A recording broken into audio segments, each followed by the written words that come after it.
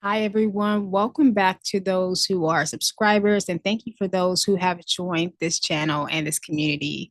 And also, welcome to those who are new. If you are those who have been impacted by the snowstorm, I hope you guys are staying warm and you guys are staying safe. You know, don't go out if you don't need to. And if you do, drive cautiously.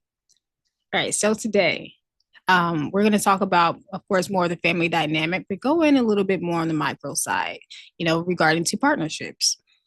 And so, for those who are watching today, and if you're in a partnership or you're raising a family, there's a good chance that you probably thought about these things at some point. This is the main thing that we're going to be talking about today that you probably have thought about, and that is we're both trying. So why does it still feel so hard? Oh my gosh, I felt that. Why does it still feel so hard if we're both trying and trying our very best? Well, that's what we're here to talk about. And so you might be doing the things that you're supposed to do, right? Like showing up, communicating more, adjusting, making sacrifices. And from the outside, it probably looks like all the effort is being done on both sides. But on the inside, the relationship is still having some tension, right? There's still misunderstandings. There's still maybe some arguments from time to time. There are still moments where it feels like you're speaking clearly, but somehow you guys keep missing each other anyway. And so in this video, it is not going to be pointed out who's right or who's trying harder.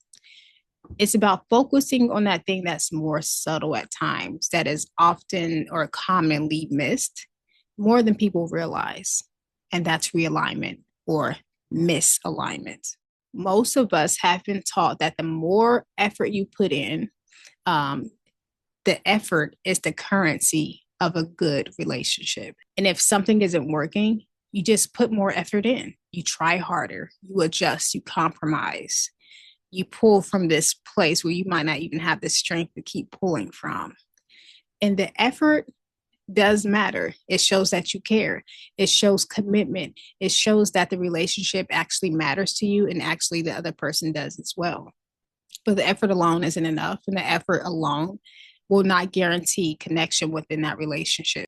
A lot of couples and parents may feel exhausted because, not because they don't care, but because the effort is not landing in the area that it needs to land.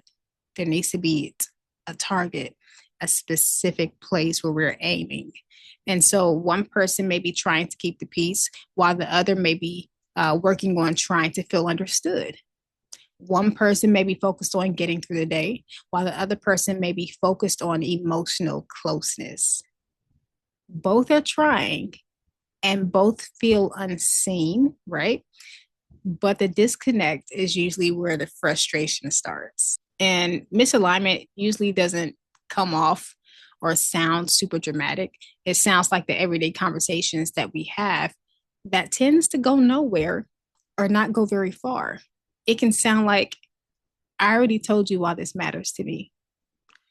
It may sound like, I don't know what else you want me to do. Or it may sound like being criticized when you are already stretched so very thin. You feel like you've done all that you can. So in families, misalignment often shows up when people are working towards different goals without realizing it. And one partner may be trying to create emotional safety, while the other is trying to create stability or structure. One partner may be focused on consistency, while the other is focused on connection. And none of these goals are wrong, right? But the issue is that they're not being named. People are end up pulling in different directions while assuming that you guys are on the same page. You guys are working on different things. And so over time, that creates distance, even when love is present. Some may say, what has love got to do with it? It has a few things. All right, let me get back on track. So, family misalignment, there are more things at stake and less error, less room for error. So, like stress, responsibility, and history, it just seemed like it's always in the room. So, in partnerships, one person often holds or becomes the emotional organizer. They are the ones that's bringing things up, initiating conversations, tracking what still needs attention. And the other person may believe that they are contributing in practical ways. And they may feel confused because they don't know why things are still the same. They don't know why things still feel tense and the other person is still bringing up the same topics over and over again. And parents, you may be very familiar with this experience as well. When one person may be focused on discipline and structure, and the other is focused more on emotional intelligence or emotional attunement with a child. But without alignment, the differences, they don't balance each other out. They collide. And often what happens is this, people stop feeling like teammates and they feel like they're opponents on different teams. And they don't feel like they are for each other anymore, even though neither one may have intended that outcome. When misalignment is not addressed, effort turns into resentment. People start feeling like their work is not recognized. Conversations start feeling heavier than they should, and small issues feel heavily loaded, almost like at any minute, any second, things could go haywire. And as a lot of you may know, the children feel it too. They don't necessarily or may not understand exactly what's going on, but they can sense the emotional strain. They can sense the tension or whatever is happening between the parents, the partners, or the caregivers. Families don't fall apart because they stop trying, as many of us know, right? They fall apart when people keep trying to do things in ways that doesn't meet each other. Alignment doesn't ask you or require you to agree on everything. Hopefully that shadowed some beliefs out there. You guys don't have to believe on 100% everything. Alignment asks you to slow down enough to understand what each person is actually trying to protect or build. What are they trying to protect? What are they trying to build? We don't ask, why aren't you doing it my way? Why aren't you doing it this way? Instead, we may ask something like, what are you trying to make sure doesn't get lost? You know, it's going back to that protection piece. What are you trying to protect? What are you trying to build?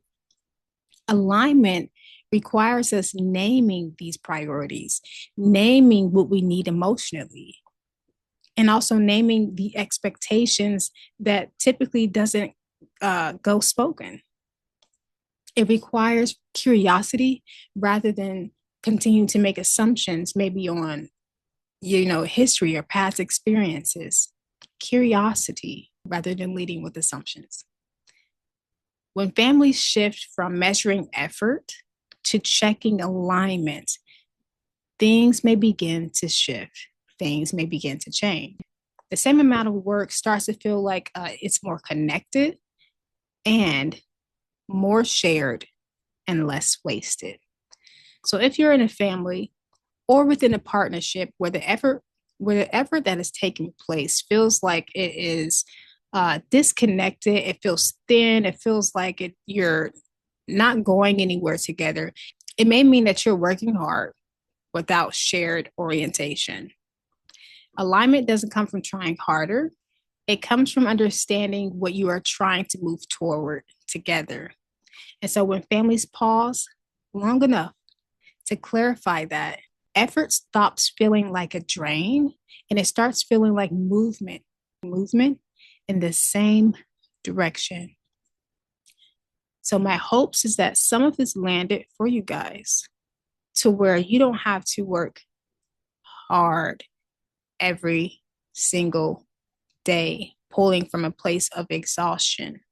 But you guys get to pause and sit down together, the adults, and identify where the misalignment is. What have you guys been trying to build or protect individually? And what do you guys want to protect and or build together? So that way you guys are on the same page and you can come up with micro steps of what you guys can do to go in that direction together. rather than going in different directions because you are working on things silently, maybe working out things on your own in your head. All right. So until next time, thank you so much for your investment in watching these videos. I would love to hear your feedback in the comments. And also, what are some other topics or things that you guys want to talk about? I would love to hear from you. Until next time, stay safe and stay warm.